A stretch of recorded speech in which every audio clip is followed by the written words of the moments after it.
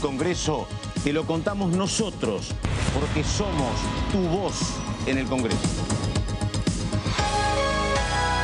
DTV, el periodismo del Congreso.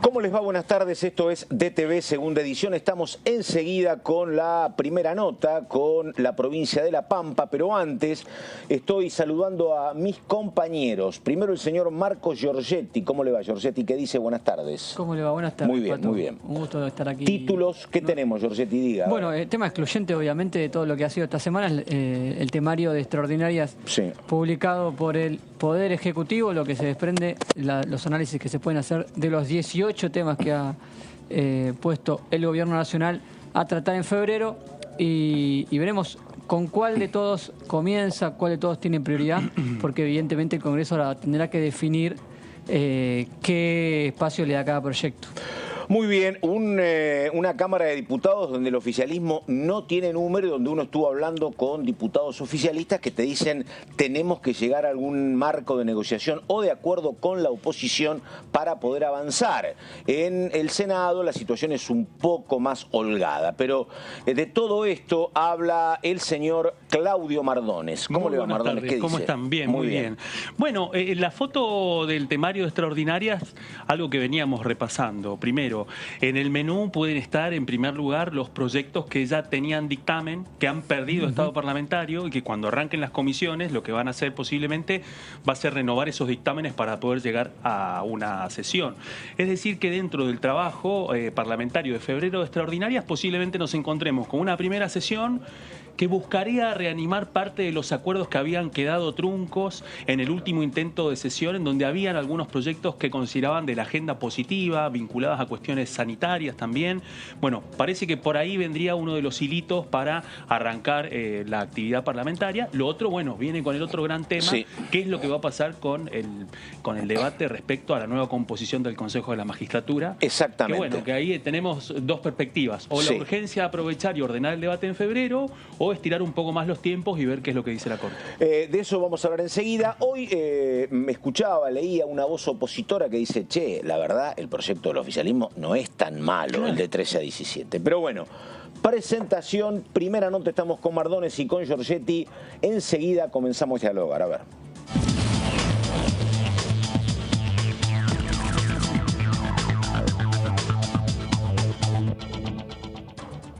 Ahí estamos, el diputado Hernán Pérez Araujo, hombre del Frente de Todos de la provincia de La Pampa. ¿Cómo le va, diputado? Carlos Méndez lo saluda. ¿Qué dice? Buenas tardes.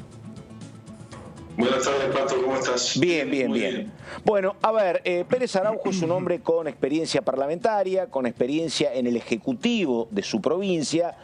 Por eso, primera consulta, diputado, de lo que estábamos hablando con mis compañeros, ¿cómo ve el tema Consejo de la Magistratura? ¿Hasta dónde sabe? ¿Cree que puede haber algún tipo de consenso en torno a lo que es el proyecto del oficialismo? El tema de que si preside o no el titular de la Corte es un tema que divide aguas. Lo escuchamos.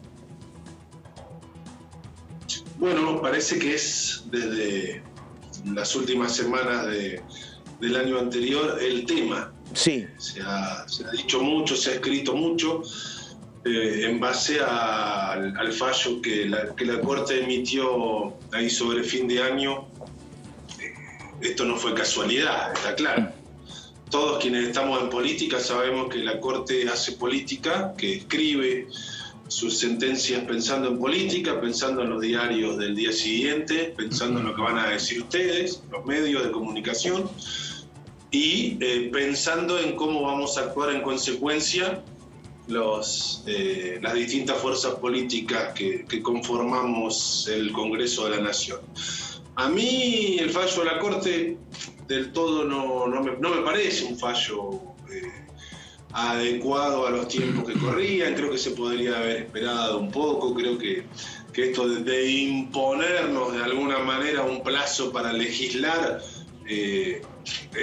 o al Consejo de la Magistratura un plazo en pleno verano, en enero, febrero, tener que desarrollar un proceso electoral o ponerlo en funcionamiento para nombrar a los miembros que vendrían a completar de acuerdo a la disposición de la Corte. Además, el organismo me parece que ha sido casi una intromisión del Poder Judicial en los otros poderes. Pero bueno, esto es la república que tenemos también, ¿no? Donde pareciera que la inconstitucionalidad es de acuerdo al molde de quien la pida. Y esto creo que no nos lleva por buen camino. Pero bueno, somos hombres de la democracia y tenemos que respetar las decisiones de la justicia. Creo que en ese sentido me parece que también vale decir que ya había un proyecto del Ejecutivo claro. Antes de que salga el fallo, ¿no? No es que estábamos durmiendo en los laureles viendo qué pasaba, sino que el Poder Ejecutivo Nacional había trabajado en ese aspecto y había presentado, si bien en el Senado, nosotros lo estamos viendo, sobre todo porque seguramente recaerá en la Comisión de Asuntos Constitucionales, que presidí hasta fin del año pasado. Giorgetti. Diputado, justamente con respecto a esto, ¿cómo ven desde lo que hace la oposición con el tema Consejo, que es presentar distintos proyectos de manera fragmentada? Cada uno de los bloques que hoy componen Juntos por el Cambio están presentando distintas iniciativas y no muestran en principio una unidad frente al debate, y obviamente ustedes necesitan del acompañamiento de una parte de la oposición para poder aprobar algún tipo de reforma al Consejo. Sí, creo. No sé si es una estrategia o es parte de la división interna que el bloque mayoritario de la oposición viene padeciendo, incluso desde antes de las elecciones de medio término y ya plasmado en el seno del cuerpo a partir del 10 de diciembre pasado. Esto está claro. Hay demasiados interlocutores en la oposición, en Juntos por el Cambio.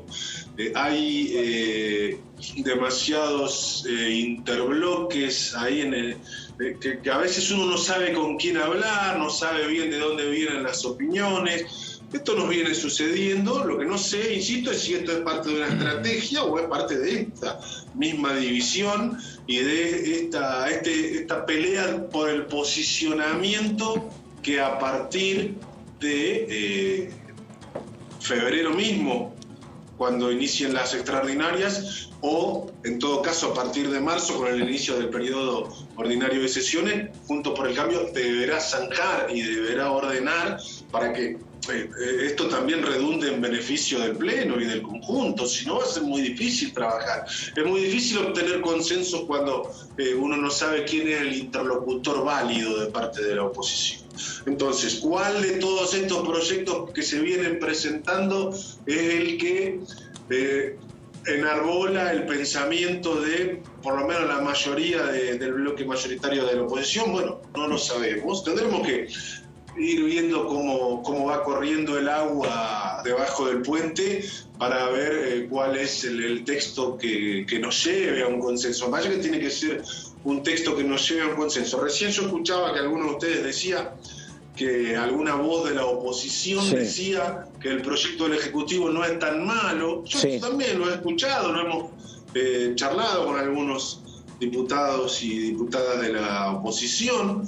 Recordemos que en su momento, en el gobierno de Cambiemos, se planteó alguna modificación a esta ley que ahora fue declarada inconstitucional por la Corte, y en aquel momento varios integrantes del Frente Judicial y Constitucional en la Cámara, en voz baja decían, o por lo menos a mí me lo comentan, yo no estaba, pero decían, bueno, esta ley así como está, con 13 miembros, no era tan contrario a los intereses de Juntos por el Cambio. Claro. Por eso no se modificó, por eso no se planteó, por eso el proyecto que tenía el entonces ministro Garabano no avanzó. Y aquí es donde radica uno de los mayores problemas de de estas instituciones, como es el Consejo de la Magistratura, si a cada gobierno de turno y a cada oposición vamos a ir virando nuestro entendimiento respecto del funcionamiento, respecto de la integración, respecto de la representación que tiene que tener, de acuerdo a la posición en la que estemos, de un lado o del otro del mostrador, nunca terminamos de acomodar estas cuestiones. Claro. Ojalá esta sea, aún con un fallo que a mí no me gusta y que creo que de alguna manera se viene a entrometer en funciones que son propias del Congreso, aún partiendo desde esa base, ojalá podamos aprovechar la oportunidad y hacer el mejor Consejo de la Magistratura posible. Diputado, buenas tardes. Claudio Mardones lo saluda. En esa línea, ¿cómo está? Quería hacer una pregunta respecto a los plazos de la Corte, porque bueno, ahí hay lecturas divergentes. Incluso en este programa, la diputada Graciela Camaño había dicho que el fallo de la Corte no había sido tan asertivo y tan firme con el tema de los plazos. Se lo consulto porque a partir de lo que nos comparte usted y lo que nos han dicho sus colegas de la oposición, bueno, el debate que se viene respecto a la nueva composición del Consejo va a llevar su tiempo. Por fuera de lo que pueda sintetizar o no la oposición, hay en danza un montón de lecturas distintas respecto a la conformación del Consejo.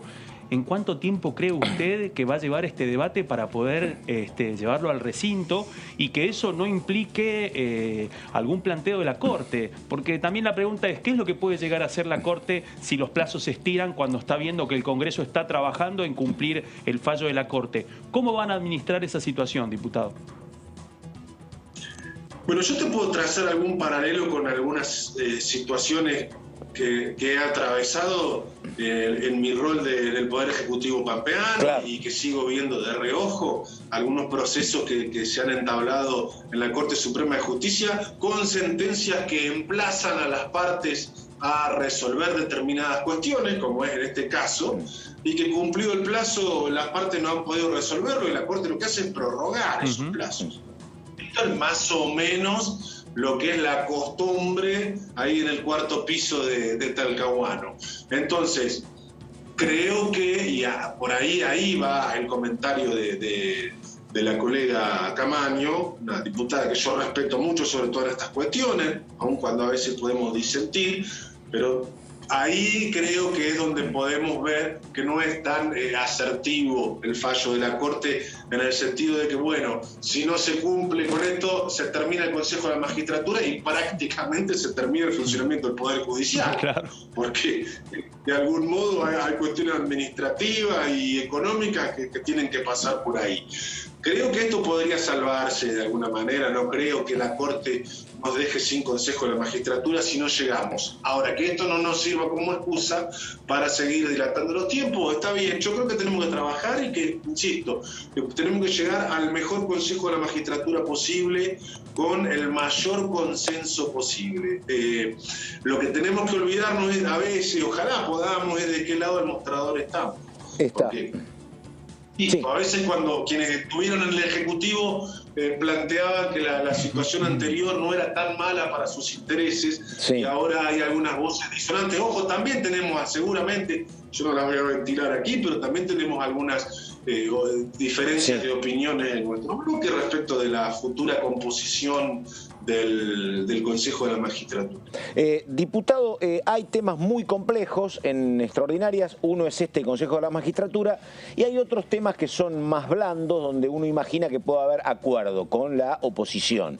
La pregunta es, ¿usted qué cree que viene? ¿Que viene un acuerdo por todo, un desacuerdo por todo, o que puede haber algunas coincidencias en temas puntuales y en otros no? ¿Qué es lo que cree que viene ahora en febrero? A ver, intento ser optimista. Creo que febrero es un mes muy corto. Sí, muy corto. 19 días hábiles. Venimos de dos periodos anteriores en las que el periodo de extraordinarias era más extenso que estos 28 o 29 días de este mes que viene. Creo que debemos empezar por cuestiones que tengan consenso y por ahí el pie o el puntapié inicial estaría bueno darlo con algunas cuestiones que tuvieron dictamen y que después no llegaron al recinto. Esto habría que replicar el funcionamiento de las comisiones, volver a conformarlas con nuevos integrantes. No va a ser tan dinámico, digo, me parece, como uno lo ve viendo los medios nacionales. Yo de aquí de La Pampa pareciera que hay 18 puntos y que el Congreso va de manera expeditiva a tratar estos 18 temas en el mes de febrero. Bueno, a mí me parece que eso sería pecar de optimista. Me parece que tenemos que empezar por los temas que han tenido consenso. Lamento en lo particular que algunos temas que habían tenido dictamen se hayan quedado afuera. Caso la ley de humedales, caso la ley de presupuesto mínimo de evaluación ambiental, de mi autoría, se han quedado afuera, tenían dictamen, la de evaluación ambiental incluso por unanimidad dentro de la Comisión de Recursos Naturales y Medio Ambiente. Creo que podríamos haber hecho algún esfuerzo y poderla incluir en el tratamiento en extraordinarias. Bueno, es lo que tenemos, es el temario que tenemos. Algunos temas nos gustan, otros temas nos apasionan, como al que recién nos referíamos, y otros me parece que nobleza obliga, por ahí podrían haber sido sometidos a tratamiento ordinario después del 1 de febrero, pero está bien, hay que mandar una lista extensa como para que se puedan elegir los temas que se pueden llevar al recinto y otros que por ahí no podemos llevar.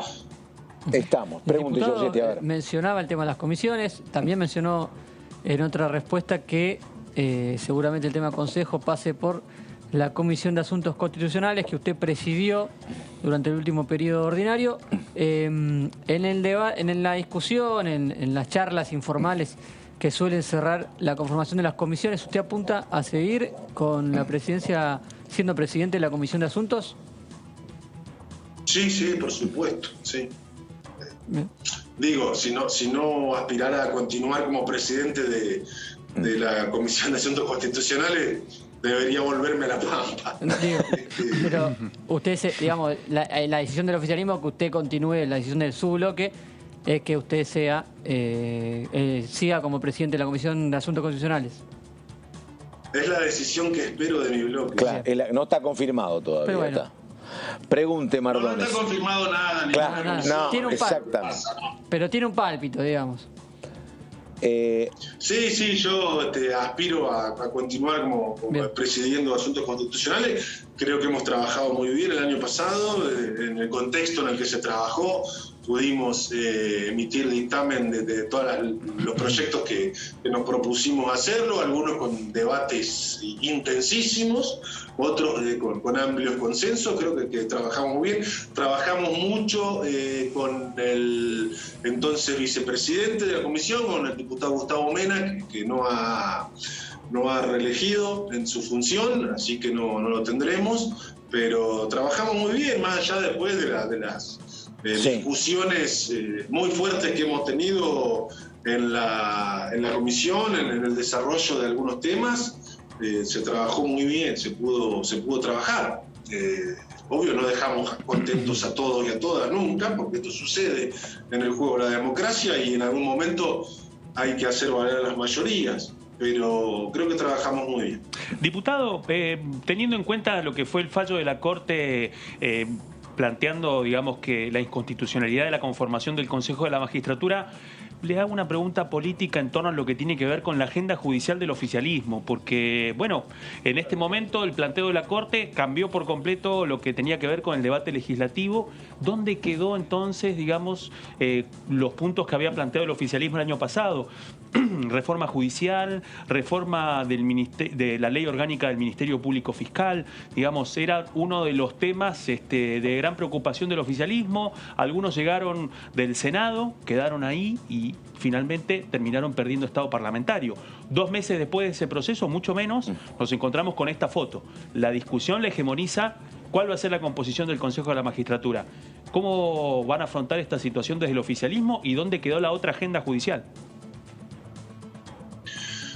Bueno, vamos a apuntar a que la agenda del oficialismo sea puesta a consideración del Congreso. Esto es lo que intentamos hacer el año pasado. en algunos puntos pudimos, como te decía recién, emitir dictamen, otros no lo pudimos, o no lo pusimos en tratamiento, porque por ahí no eran los tiempos, y además, nobleza obliga, tampoco teníamos los números. Esto es claro. Sí. Ustedes tienen mucho más años que yo en el Congreso y saben que cuando no se tienen los números, algunos temas, trillarlos y ponerlos en el tapete no tiene mucho sentido. Otras veces sí, para generar la discusión. Bueno, veremos luego de resuelto el panorama complejo que se viene respecto del Consejo de la Magistratura, con la Comisión de Justicia, que viene presidiendo Rodolfo Tailade, seguramente trabajaremos estos temas y veremos cuáles de aquellos que quisimos plantear en el periodo anterior podemos replicar este año. Yo creo que una reforma judicial es necesaria, lo hemos hablado, sí. Incluso lo hemos debatido en el Colegio de Abogados ahí de la Capital Federal, junto con Mena, con los Penato, con Graciela Camaño. Hemos participado de debates también muy intensos respecto de esto. Creo que todos coincidimos en que tiene que haber una reforma judicial. Bueno, a algunos les gusta más, a otros menos la que planteó el gobierno. Creo que hay que democratizar el acceso a la justicia, en esto tenemos que trabajar mucho y fortalecer la independencia del Poder Judicial. Este es un tema que nos estamos debiendo todas las fuerzas políticas y el Poder Judicial, sobre todo en su conformación. A mí no me gusta que la Corte nos esté poniendo los temas a tratar como hizo en este caso, pero bueno, está bien, está dentro de su competencia. Yo he litigado mucho ante la Corte y estoy bastante acostumbrado a esto, ¿no? A tener que bancarme determinadas situaciones, aunque no me gustan. Por ahí, algunos compañeros que no han pisado, no han caminado por el cuarto piso, y es lógico porque tienen otras profesiones o han tenido otras funciones, por ahí son de reaccionar un poco más. Esto no quiere decir que yo me conforme y que me guste alguna de las cosas que está haciendo la Corte Suprema de Justicia de la Nación. Al contrario, creo que hay que modificar muchísimas cosas. Pero bueno, para eso tendremos que trabajar y mucho. Diputado, pregunta política que tiene que ver con esto, ¿no? Porque uno recuerda que la Corte Suprema, ya si no me equivoco, 2014 me parece, desestimó una reforma judicial que había impulsado el kirchnerismo, era el gobierno de Cristina. La declaró inconstitucional. Pero después, la pregunta es esta, digo, en ese momento era una Cristina Kirchner con mucho poder, apenas perdió por medio punto el candidato Scioli en el año 2015. Pero ahora digo, en términos políticos, a la Corte, digo, no sé si la palabra es conviene, pero la Corte usufructúa lo que es la profunda grieta y la falta de mucho poder político en cualquiera de los últimos dos gobiernos, ¿o no? ¿Ve algo por el estilo usted o no? Sí. Creo que la Corte está, como siempre, mirando de alguna manera como desde el Congreso, que es la caja de resonancia de todas las opiniones de las distintas fuerzas políticas que componen el arco político de nuestro país, donde estamos todos y todas representados. Creo que la Corte está mirando y haciendo el juego que más le conviene en esto. Sí, arrancamos la nota, sí, yo creo y estoy convencido que en cada una de las sentencias de la Corte, aún en aquellas que te ponen la plancha y que tienen dos líneas, la Corte hace política. De esto no nos podemos desligar. Lamentablemente esto fue y será así. Los miembros de la Corte son actores políticos. Sí. Y como tales hacen política y miran el juego ¿Cómo de la está política? Mira cómo está el que está enfrente, ¿no? Sí. Y en este totalmente. Y en este contexto. Y a veces son más oficialistas, otras veces son más opositores. ¿Te acuerdas cómo viene el viento? Sí. ¿De dónde viene? Sí, lo que ven ahora era un Macri. Veían un Macri que había ganado por poco, que volvió a ganar por poco, que pierde a los 4 años, un Frente de Todos que pierde la elección de los 2 años. No es que están confrontando con un poder muy instalado, me parece, ¿no? Por eso preguntaba. En este contexto. No, además tienen el manejo. ¿Qué tiene la Corte? ¿Cuál es la herramienta de mayor poder que tiene la Corte? Es que maneja sus propios tiempos. Claro. Nosotros no podemos decirle a la Corte, me encantaría decirle a la Corte, bueno, a ver, en 90 días dícteme la sentencia que desde la provincia de La Pampa le estamos pidiendo hace 4 años. Claro. Respecto del río Atuel en el conflicto con la provincia de Mendoza. Me encantaría, lo hago, se los he escrito, se los he dicho. Pero bueno, la Corte en esto maneja los tiempos como se le ocurre.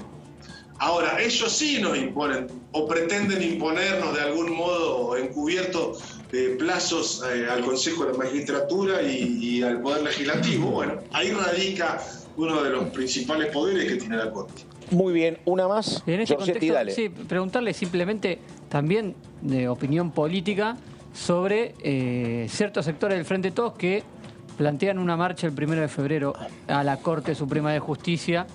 ¿Y qué evaluación haces vos puntualmente desde lo político de esta manifestación que algunos sectores del gobierno o del Frente de Todos van a estar impulsando el primer día del mes que viene? Me parece válida, me parece absolutamente necesario que quienes entienden que hay que manifestarse así lo hagan. Cuando sucede de esta manera, que son mis compañeros, y lo mismo que pienso cuando son desde la oposición fomentadas o organizadas estas movilizaciones. Creo que hace al derecho a reclamar. El derecho a reclamar a las autoridades no solo es al Poder Ejecutivo, no solo es al Poder Legislativo, que en definitiva somos quienes terminamos poniendo la cara porque tenemos que someternos a la voluntad de la ciudadanía cada 4 años. Sí. Este es el gran privilegio del Poder Judicial, que por ahí no está acostumbrado a que le llenen la calle de gente en reclamo de alguna cuestión. Bueno, por ahí está bueno que se vayan acostumbrando. Diputado, la última, digo, hay leyes económicas, electromovilidad, industria automotriz, construcción, digo, el avance en el tratamiento en el Congreso de estas leyes, en extraordinarias, ¿tienen algún vínculo, algún anclaje con ver cómo se resuelve el tema con el fondo o se pueden tratar de manera separada de lo que está pasando en esa negociación? Aun cuando parezca que nada pudiese tratarse de manera independiente al acuerdo o no con el fondo, a estas conversaciones que se vienen teniendo en estos días ya tan calurosos, sí, respecto del diálogo y de la discusión, creo que sí, creo que se puede seguir. Si no, no podemos seguir trabajando. Claro. Todo supeditado al acuerdo con el fondo. A mí esto me hace acordar mucho a otras épocas en las que parecía que del acuerdo del fondo dependía todo y si no, no se podía seguir incluso con la democracia. Sí. Y me retrotraigo a varias décadas atrás. Bueno, creo que yo no soy rupturista, ni mucho menos. Me parece que hay que llegar a un acuerdo, que hay que ver la manera en la que Argentina pueda honrar sus deudas, aun cuando hayan sido mal habidas y contraídas de la manera en que fueron. Pero las deudas hay que honrarlas y llegar a un acuerdo que nos permita seguir en esta senda de crecimiento en la que nos hemos encauzado y que todos queremos continuar. Hernán Pérez Araujo, Frente de Todos La Pampa. Diputado, muchas gracias. Buenas tardes y hasta cualquier momento. Muchas gracias, que tengan buenas tardes. Ahí estamos, chau, chau. Bueno, es el turno, el momento del señor Claudio Mardones, que viene con algo, Mardones, que estaba prometiendo ayer, que sí, es una cuestión muy importante, Mardones. Uno de los 18 puntos que establece el temario que convoca sesiones extraordinarias, que es precisamente la ley de compra argentino. Recordemos, esta es una reforma a la ley vigente, claro, que es la ley 27.437, sancionada por el Congreso en 2018 a partir de un proyecto enviado por la administración del entonces presidente Mauricio Macri. Mirá vos. Esta iniciativa, presentada por el Poder Ejecutivo, lleva la firma del ministro de Desarrollo Productivo, Matías Culfas, y lo que busca es mejorar un poco lo que ha sido la experiencia del sistema de compra nacional vigente hasta este momento, es decir, poder perfeccionar algunas cuestiones tanto vinculadas a la información pública disponible con respecto a la aplicación del sistema de compra nacional, mejorarlo en algunos aspectos e ir a uno de los puntos centrales que tiene que ver con las preferencias de compra. Bueno, Acá este es uno de los principales puntos de la ley. Establece preferencias para la adquisición, locación o leasing de bienes de origen nacional para entidades de la Administración Pública Nacional, empresas y sociedades del Estado, así como organismos descentralizados. También amplía el alcance original a otros organismos como el PAMI, es decir, que se busca promover que la industria farmacéutica nacional y de equipamiento médico también pueda transformarse en un proveedor del Estado, pero especialmente a un gran comprador de insumos médicos y de medicamentos, claro, que es el PAMI, y que hasta ahora no está dentro del universo que comprendido por la ley vigente de compra nacional. Digamos, ese es uno de los temas porque también tiene que ver con los planteos que ha hecho la industria farmacéutica, claro, en el marco del Consejo Económico y Social, que es el espacio elegido por el gobierno para presentar estas iniciativas. Parte de ellas son las que se van a discutir en el periodo de extraordinarias. La ley de compra nacional implica en este caso abrir una puerta para distintos sectores de la industria para que puedan, digamos, ofertar y poder afrontar mejor las propuestas que le pueden hacer al Estado para competir en las distintas compras.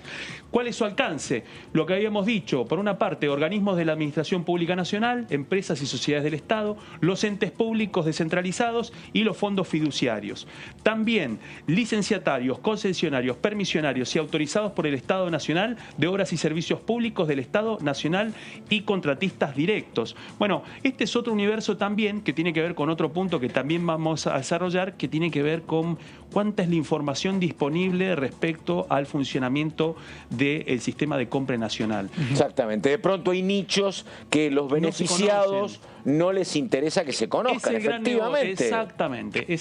Una de las viejas zonas grises de la relación entre el Estado y sus proveedores. ¿Qué es lo que busca esta iniciativa? Es precisamente poder abrir la información pública disponible para que los distintos jugadores... Que no solo a veces la información pública y que esté todo en la web es como un gran avance. Exacto. Pero no es todo porque a veces tenés que saber qué nicho buscar, ¿no? Sí. Qué bueno que lo decís, porque fíjate en este caso. Caso es mucho más difícil. Claro. ¿Por qué? Porque en este caso no hay mucha información disponible sobre quiénes son los que acceden o no, digamos, con el régimen de compra nacional. No hay una página web para poder conocerlo. No sé a quién le tengo que vender. Si le quieren comprar cortinas, bueno, ¿quién está buscando cortinas? Exactamente. No sé. Bueno, si puede ser una provincia, puede ser un ente autárquico. Funciona el viejo portal de compras del Estado. Claro. ¿Sí? Que a uno le permite poder seguir cuáles son las distintas licitaciones abiertas. Ahora, para poder conocer dentro de esa competencia de ofertas cuáles son las posibilidades de poder conseguir beneficios a través de la ley vigente de compra nacional,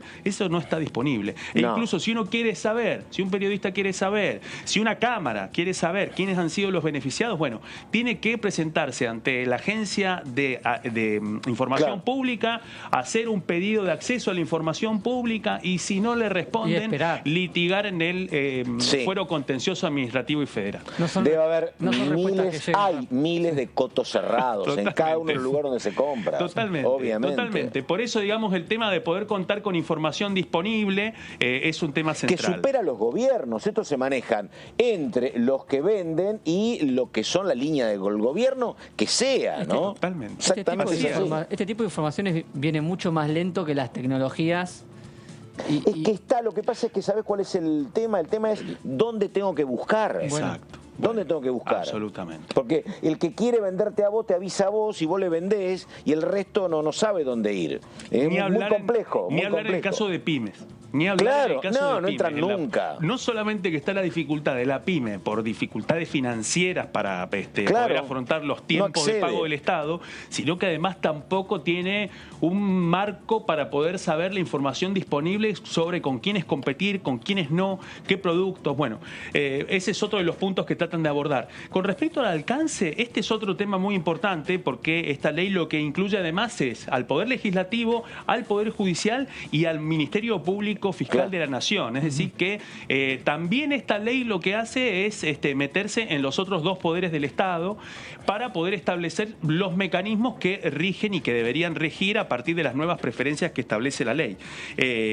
Pero bueno, hablamos del otro punto, que tiene que ver con las dificultades financieras de las pequeñas y medianas empresas que quieren competir para poder presentar una oferta para el Estado. En ese caso, lo que hace esta reformulación de la ley, crea el Fondo Fiduciario Público para el Compra Argentino, que lo que busca es generar mejores condiciones financieras de acceso a las compras públicas. Es decir, que este fondo fiduciario lo que le permitiría es a los primeros proveedores del Estado que, en el caso de ser pequeñas y medianas empresas, hacen su primera oferta y afrontan las dificultades de poder fondearse para poder producirlo y esperar hasta poder cobrar en los tiempos de pago del Estado, que muchas veces son superiores a los 90, 120 días de pago. 180, bueno, claro. Lo que haría este fondo fiduciario es tratar de garantizar de que la empresa no llegue con la soga al cuello o al borde del cierre esperando poder cobrar lo que ha sido posiblemente una de las ventas más importantes que haya tenido en el circuito ante la posibilidad de transformarse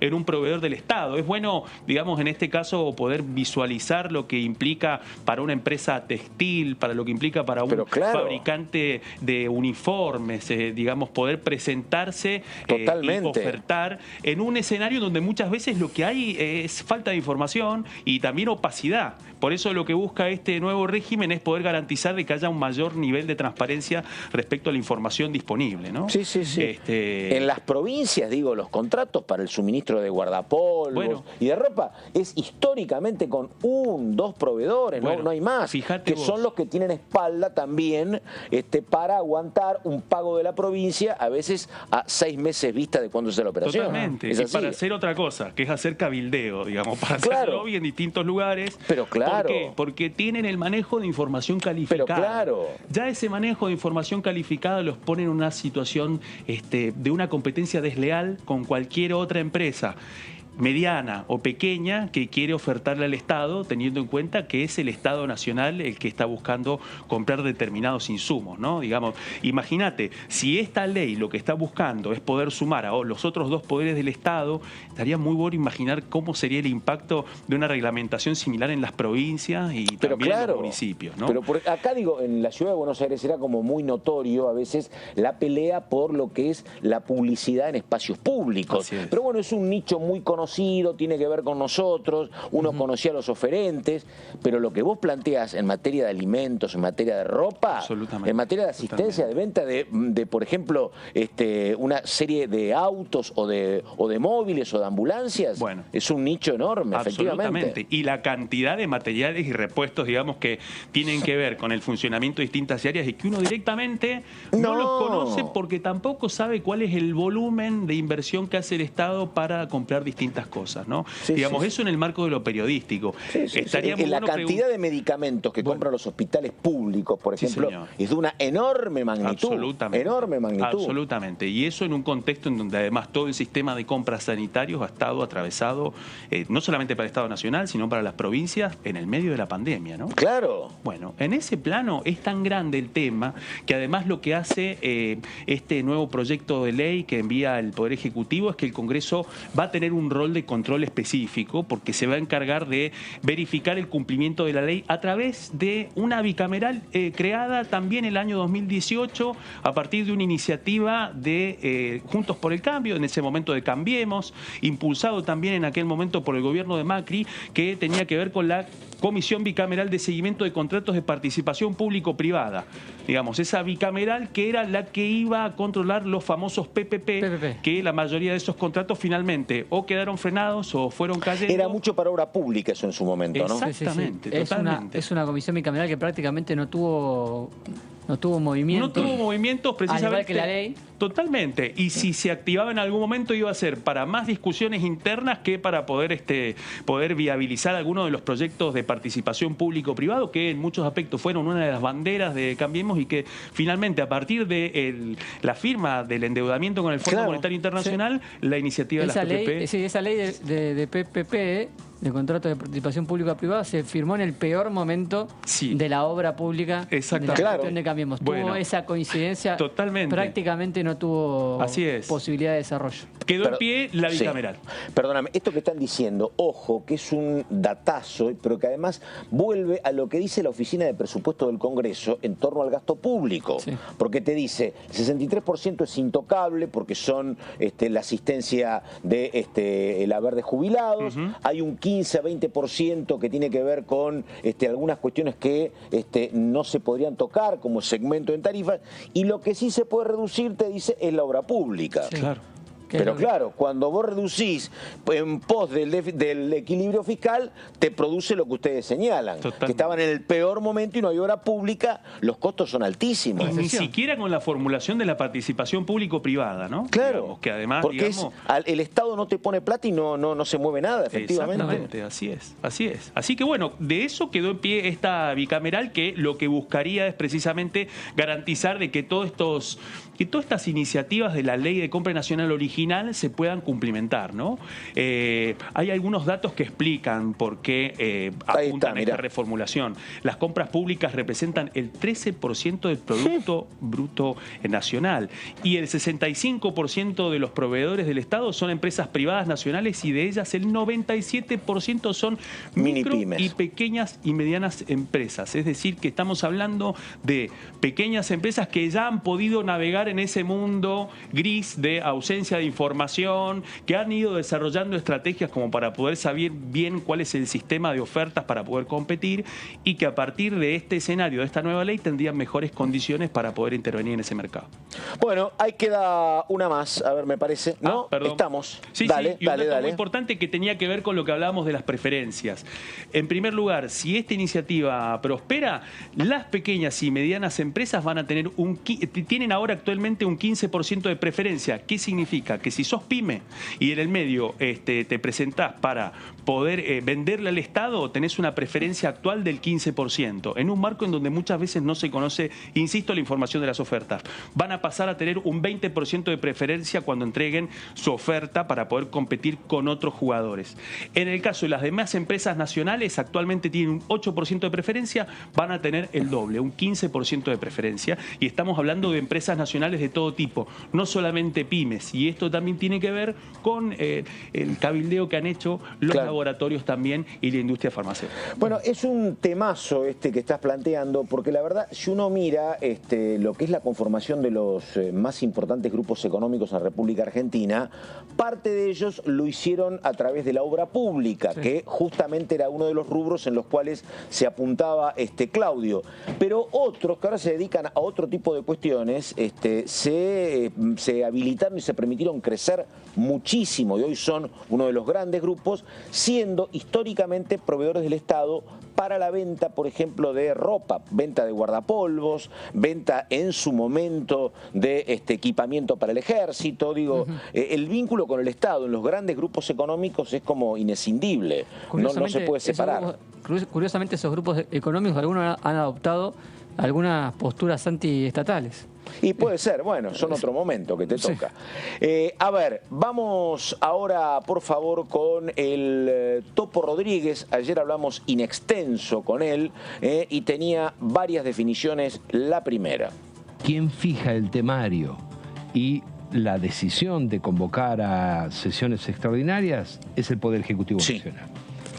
Desde ese punto de partida del respeto institucional, sí, con mucho respeto y con humildad, yo quiero marcar que allí está faltando una visión estratégica, es lo que a mí humildemente me parece. Especialmente porque, si bien ustedes han comentado aquí que es cierto que falta y brilla por su ausencia el plan económico plurianual, es un proyecto que el presidente de la Nación, me imagino que impulsado por el propio ministro de Economía, anunció hace ya muchos meses que se iba a presentar la primera semana de diciembre del año pasado. Sí. Entonces, la ausencia de ese proyecto hace mucho ruido, porque no le permite al conjunto de la agenda de extraordinarias estar enmarcado en una visión estratégica. Entonces, primer punto que me llama la atención es ese, la ausencia del plan económico. ¿Tendrá que ver con el tema de que estamos en horas clave, pero que no hay definición con la cuestión del fondo? No, mire, eso yo no le puedo decir porque lo que no sabemos es qué está haciendo el gobierno con el Fondo Monetario Internacional. Y yo sería muy irresponsable si opinase en esa materia en la medida en que el Poder Ejecutivo Nacional ha decidido no darnos ningún tipo de información. Ustedes saben que el gobierno ha decidido no dialogar con el Congreso respecto de este tema. Por lo tanto, no puedo hacer una especulación. Sí le digo un dato. El dato es que el Ministerio de Economía y el Poder Ejecutivo Nacional han decidido no tener ningún diálogo, ni brindar ninguna información a los diputados, o al menos a los diputados que yo conozco, respecto de este tema del Fondo Monetario Internacional. Ahí estamos, la palabra entonces de Alejandro Topo Rodríguez, y ahora el turno en DTV en segunda edición del señor Marcos Giorgetti. ¿De qué hablamos, Giorgetti, por favor? Bueno, tenemos un proyecto dentro de los 18 ítems de la convocatoria a sesiones extraordinarias que tiene la curiosidad de que es presentado por la oposición. En este caso, la autora es la diputada Graciela Camaño. Incluye un proyecto de la oposición, ¿no? Efectivamente. El gobierno nacional decide incluir un proyecto de la oposición, de la autoría de Graciela Camaño, identidad bonaerense, particularmente, para mi interpretación política, una legisladora muy importante en algo que hemos hablado de este programa, que es el tema Consejo de la Magistratura. Y perdóname una cosa, a ver, sí. Tiene que ver, este gesto político, tiene que ver con que necesita número el oficialismo, que, bueno, trata de buscar algún tipo de consenso para un nuevo modelo de Consejo de la Magistratura. Digo, ¿puede tener que ver con eso? Ayer hablábamos, el que integra ese bloque es el Topo Rodríguez. Sí. El Topo Rodríguez uno lo vio como bastante distante, sí. Pero este es un gesto, hay que entenderlo de ese modo. Información, uno lo consultó, yo lo consulté puntualmente, todos dicen esto es un proyecto estratégico y tenía que estar en extraordinario, pues es un proyecto estratégico. Hay una lectura posible para mí, política, que es, obviamente, hay dos gestos a la oposición en los 18 ítems. Este es uno, después vamos a estar repasando también el otro. Básicamente... Dale, decime el otro, no me tengas hasta la... Te lo dejo. Qué suspenso. Claro, ¿cuál es el otro? Hay otro, al final te lo cuento. Vale, en este proyecto, pensé que me iba a esperar hasta mañana. No, al final te lo cuento. Sí. Objeto de esta ley, impulsa la creación de un área marina protegida bentónica. Bentónica es las plantas marinas. En la porción de plataforma continental bajo jurisdicción argentina que corresponde al agujero azul. El agujero azul es una zona del mar argentino que está ubicado frente a las costas de Chubut, de la zona sur de la zona de la Patagonia, que es justamente una superficie de 148.000 kilómetros cuadrados en donde yacen, por ejemplo, los restos del submarino Ara San Juan. Para que lo busquemos en el mapa. Un poco más al sur de donde vamos a explotar el hidrógeno verde, porque está pendiente su hidrógeno verde. Sí. Frente a la zona de Comodoro de Rivadavia, la costa atlántica de la provincia de Chubut. Los objetivos de este proyecto de ley: proteger la biodiversidad marina, fomentar la investigación científica, defender los intereses argentinos sobre el mar. Estos son los tres ítems que considera estratégico este proyecto, tanto oficialismo como la oposición, porque es un proyecto de la firma de la diputada Graciela Camaño, que no es parte del bloque Frente de Todos, pero el gobierno decide incluirlo en extraordinarias. ¿Cuál es la situación actual del área marina? Solo el 8,2% de los espacios marinos bajo jurisdicción argentina son áreas marinas protegidas, es decir, menos del 10% de nuestra plataforma marina está en estos momentos siendo una zona de protección especial. 54 áreas protegidas costero-marinas en el país, menos del 15% de estas 54 áreas cuenta con planes de manejo vigentes y más del 80% no tiene los recursos para la conservación. Es decir, lo que plantea el proyecto es, estamos desprotegiendo, estamos dejando descuidada nuestra reserva marina. Un tema, digo, a veces no se puede lo menos y se pretende lo más, a veces, porque te escucho con esto que es muy preocupante, pero que yo tenga información, en algún momento lo habíamos hablado mucho con la diputada Jutrovic, digo, el robo descarado de riqueza pesquera y tícola en el sur sigue sin ninguna modificación, ¿no? Sí. Ninguna modificación. No hay recursos. No hay recursos. Y tenés barcos de todo el mundo pescando y robando riqueza argentina. Digo esto porque está muy vinculado con esta cuestión también. Exactamente, no soy un especialista, pero obviamente el Estado tiene que, además de tener... Y yo pregunté, le digo, pero no hacen falta, me dice, no te alcanza ni con 10 patrulleros para andar... Ese es el punto. Así es. Ese es el punto. Se requiere la voluntad política, las leyes que salgan del Congreso, obviamente, pero también lo que dice esta última placa, que estén los recursos económicos, porque si no, de nada van a servir este tipo de coincidimos. leyes. Tiene un detalle más particular que también va conectado con lo que hablamos en la primera placa. Este proyecto tiene la firma del diputado Máximo Kirchner, presidente del bloque Frente de Todos. En el original, claro, me acuerdo cómo se trató en ordinaria esto. Exactamente, tiene la firma del presidente del bloque Todos, así que es un proyecto de la oposición que tiene la firma de Máximo Kirchner y que evidentemente ha ingresado en extraordinarias porque para el oficialismo es un hombre de estratégico, Santa Cruz. Pero también... Diputado por Buenos Aires, pero de Santa Cruz. Sí, exactamente. También debe favorecer a las relaciones con una parte de la oposición.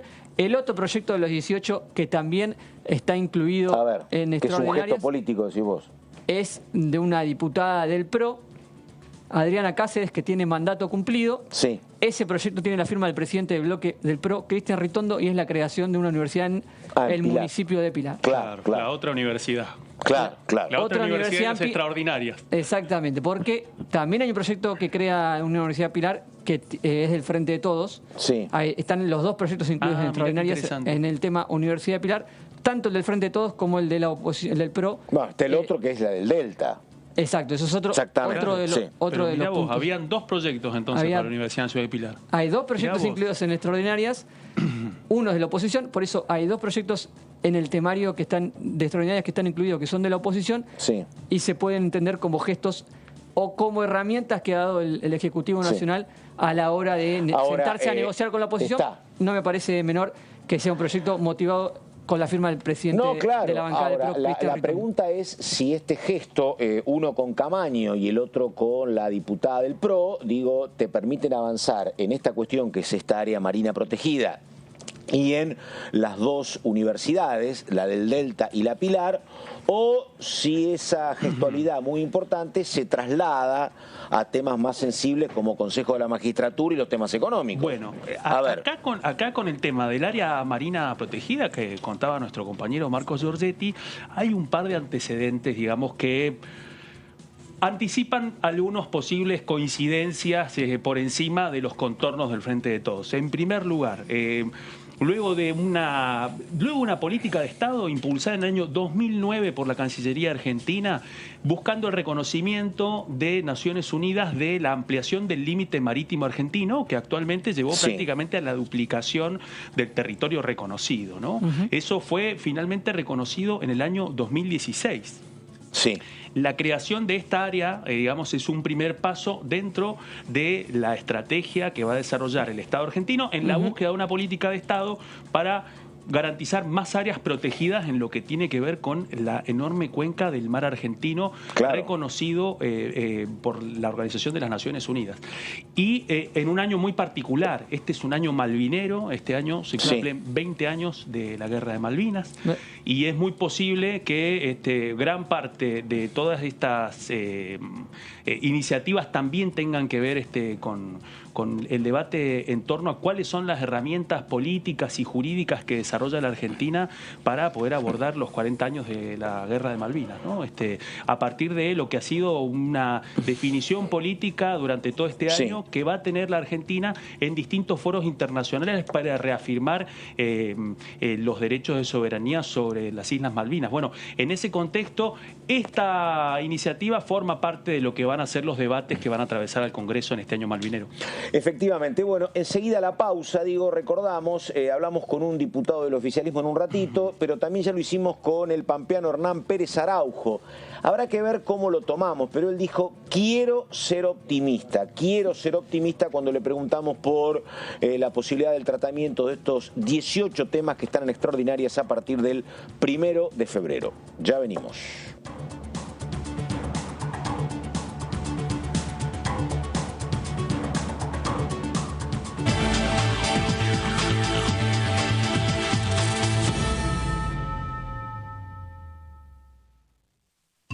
diferencia hay entre la Cámara de Diputados y la Cámara de Senadores?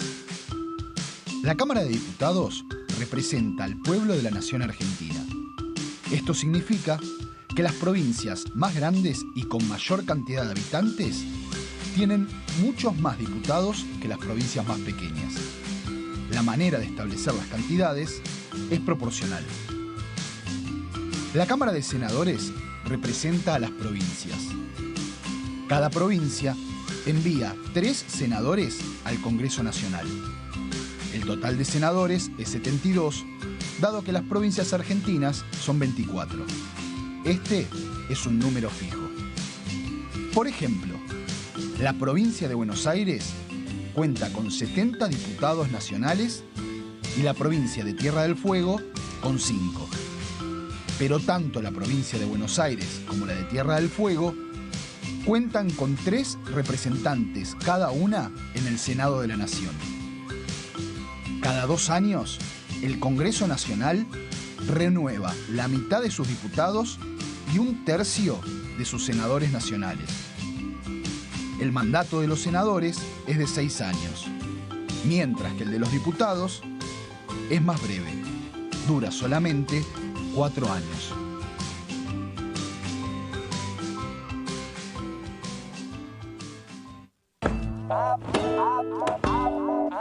Avanza la danza que entreteje tus sueños y los míos y los de tanta gente, los que dieron su vida pero aún están presentes, y los que aquí seguimos con uñas y con dientes.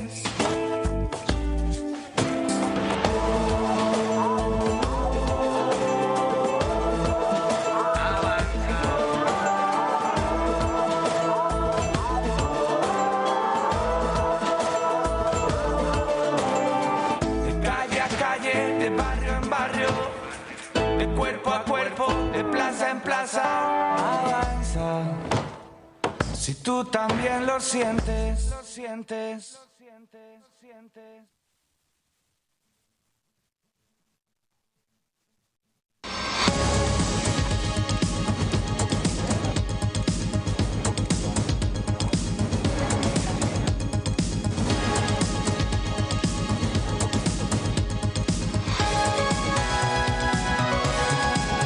Lo que sucede en el Congreso te lo contamos nosotros, porque somos tu voz en el Congreso. DTV, el periodismo del Congreso. El virus se transmite por el aire en espacios mal ventilados. Por eso, al ventilar, recordá las 3C, constante. Mejor una ventana abierta todo el tiempo que abrirla y cerrarla de manera intermitente. Cruzada. Por lo menos 2 ventanas o puertas abiertas para que el aire circule. 5 centímetros al menos de apertura. En el auto, abrir una ventanilla de adelante y una de atrás. En el transporte público, abrir al menos una ventanilla de adelante y otra de atrás del lado contrario. En un espacio cerrado, dejar abiertas constantemente 2 ventanas para ventilar de manera cruzada. En cualquier lugar, acordate siempre de las 3C. Constante, cruzada y de al menos 5 centímetros. Sigamos practicando la cuidadanía. Ministerio de Salud. Argentina Presidencia. Cuando un proyecto de ley ingresa a la Cámara de Diputados, ya sea creado por un legislador, enviado por el Poder Ejecutivo o producto de una iniciativa popular, se trata primero en las comisiones correspondientes para luego ser tratado en el recinto por los diputados. Las comisiones son el ámbito de análisis y debate sobre los proyectos de ley conformadas por legisladores de distintos bloques. Hay 23 comisiones especiales que tratan temas específicos como el atentado a la AMIA y 45 permanentes que tratan temas vigentes como educación y salud. Un diputado puede formar parte de varias comisiones. Cada comisión se compone de un presidente, un vicepresidente y de 3 a 5 secretarios. La duración de los miembros de las comisiones permanentes y especiales es de 2 años. Para que la comisión funcione debe tener quórum, es decir, un mínimo de 15 y un máximo de 31 a 49 diputados. Las autoridades son elegidas por los propios integrantes de las comisiones, que a su vez son elegidos bajo consenso por sus propios bloques. Para que un proyecto sea tratado en el recinto, debe contar con el apoyo de la mayoría de los integrantes de esa comisión. Al finalizar una reunión de comisión, se dictamina sobre la pertinencia de tratar el proyecto en el recinto. El dictamen propone una resolución o decisión sobre una o varias iniciativas o proposiciones.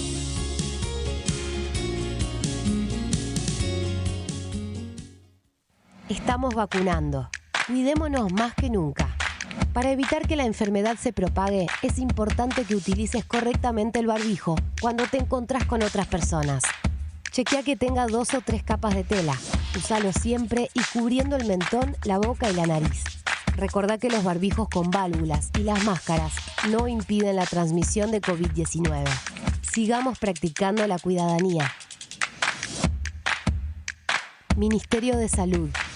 Argentina Presidencia.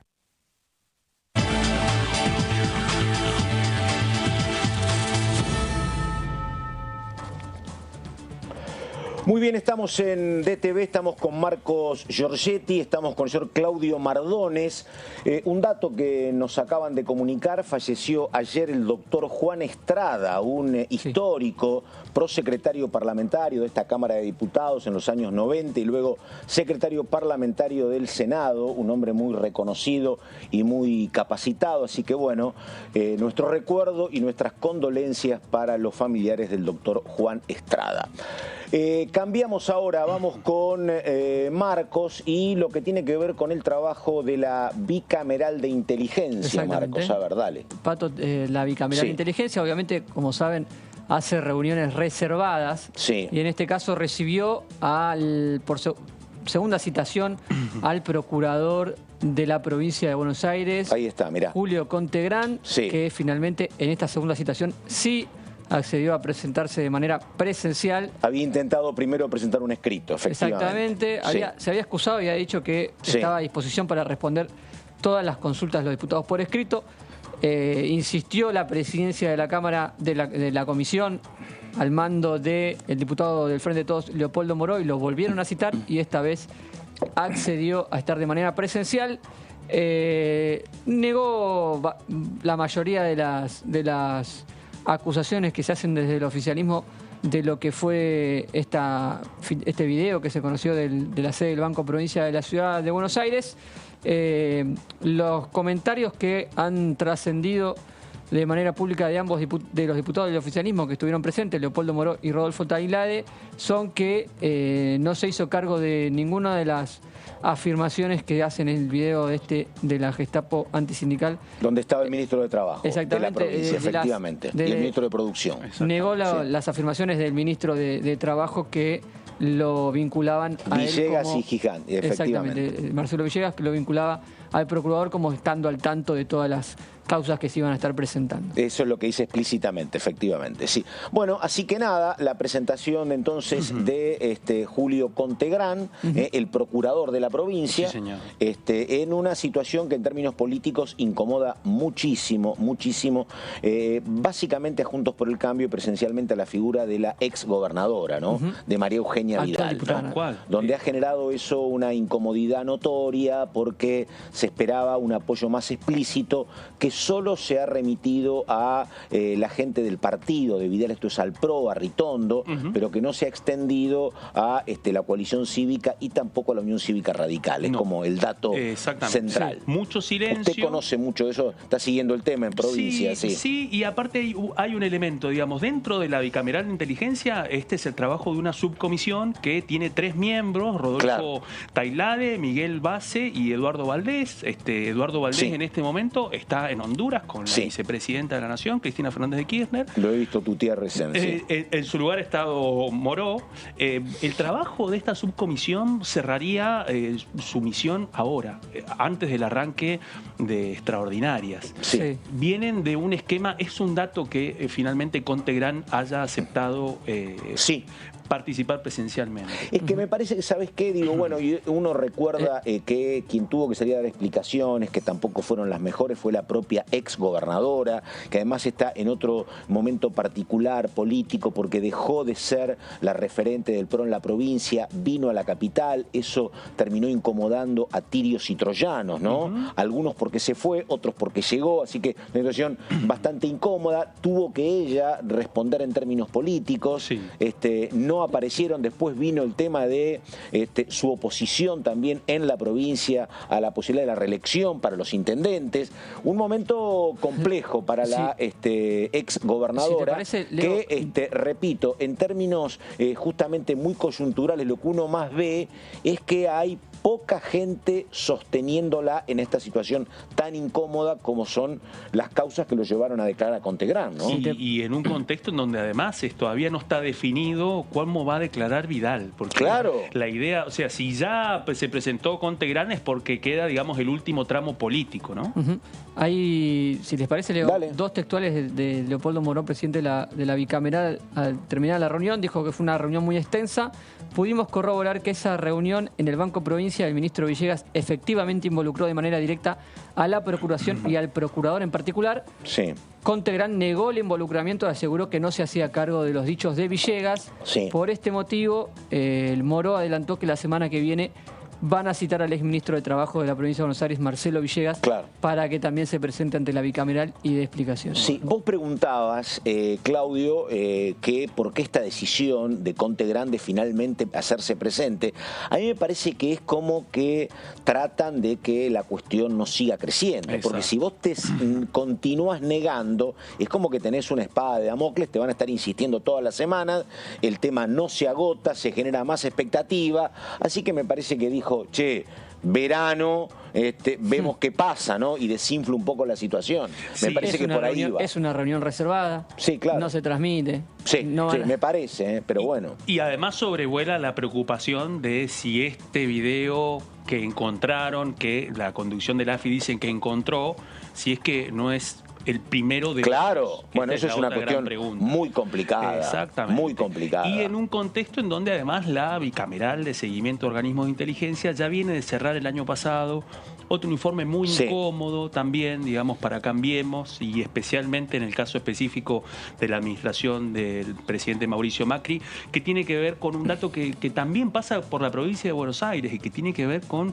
la multiplicación de estaciones de inteligencia totalmente en la provincia. AMBA, efectivamente, que implicó llevar a 8 estaciones de inteligencia dedicadas a hacer espionaje político interior, o sea, una violación a la ley de inteligencia, que bueno, no estamos contando ninguna novedad, forma parte del último dictamen de mayoría de la comisión bicameral del año pasado, en donde hay un detallado informe de lo que fue ese despliegue y que también habla de la sofisticación de un sistema que ya viene existiendo hace mucho tiempo.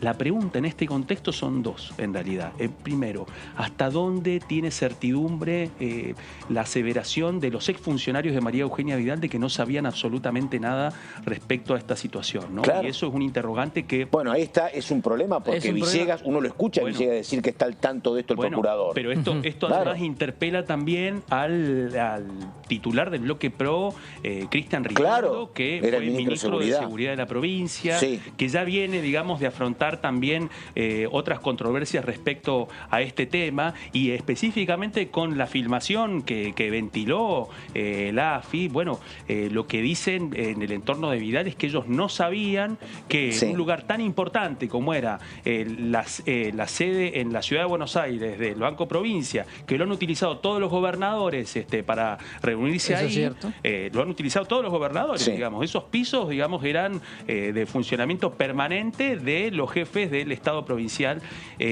Bueno, ellos dicen de que no sabían cómo fue posible de que pudieran entrar a la sala y que los pudieran grabar. Bueno, eso abre también otros interrogantes sobre quién lo filtró, por qué eligen infiltrarlo en este momento. Sí. Y hay otra cuestión. En la argumentación, esto de que, bueno, porque el Pata Medina era un delincuente, todo se justificaba, eso es como inadmisible. Claro. Digo, uno no puede desde el Estado acumular pruebas de manera ilegal para perseguir a un delincuente. Tenés que perseguir al delincuente con herramientas legales, si no es comerse el caníbal. Exacto, es una cuestión que no cerró nunca. Pero aparte, digamos, incluso lo dicen los que siguen las cuestiones jurídicas del PRO. Saben claramente que después, independientemente de lo que puede implicar una prisión preventiva y todo, a partir de estas situaciones puede ser declarado todo nulo. Claro. Además. Pero, insisto, por fuera de el interés que también muchos han reconstruido del expresidente Mauricio Macri de poder avanzar en este tipo de operaciones. Por una parte están estas operaciones ilegales y por otra parte está también la creación de este proyecto AMBA, que además, entre sus cometidos, era precisamente perseguir sindicalistas. Era poder saber claramente, digamos, cómo funcionaban. Son más de 300 organizaciones sindicales y sociales que han sido investigadas por el proyecto AMBA. Han aparecido después de que aparece el tema del Pata Medina, aparece la historia de lo que tiene que ver con el caballo del sindicato de trabajadores marítimos. Exactamente. Por eso, porque por una parte nos vamos a encontrar con dirigentes sindicales que tienen problemas con la justicia y que han sido uno de los objetivos políticos de Cambiemos durante su campaña. Pero por otra parte nos encontramos con que en la misma estructura de espionaje estatal multiplicó su presencia en la provincia de Buenos Aires para seguir haciendo espionaje político. Sí. Y el fallo de la justicia a nivel nacional que dice que los que hacían ese trabajo de investigación, pero básicamente en capital a nivel nacional, eran cuentapropistas, que podría ser parte de la explicación de la aparición de esto, porque no hay cuentapropistas que se dedican a espiar a personajes tan sensibles, no hay, sin alguna orden superior es como muy complejo. Eso alimenta toda la sospecha precisamente de que quiénes son los que están tan interesados que en este momento se conozcan esos videos, porque de algún modo queda la sensación de que esas operaciones solamente podrían haber sido realizadas con el permiso del presidente. Estamos con el señor Giorgetti, estamos con el señor Mardones, presentación y la próxima nota en DTV. A ver.